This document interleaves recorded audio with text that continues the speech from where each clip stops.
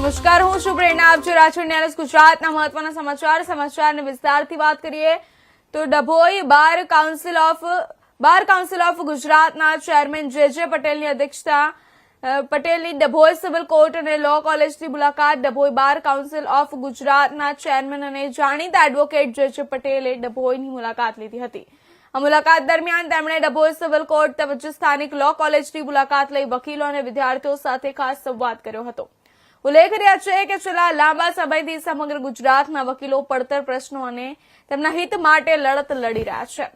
Dabhoi bar association સાથેની બેઠકમાં તેમણે વકીલોને પડતી વ્યવહારિક મુશ્કેલીઓ સાંભળી હતી અને તેમનું કાયદાકીય નિરાકરણ કેવી રીતે લાવી શકાય તે અંગે વિસ્તૃત પારદર્શક માર્ગદર્શન પૂરું પાડ્યું હતું.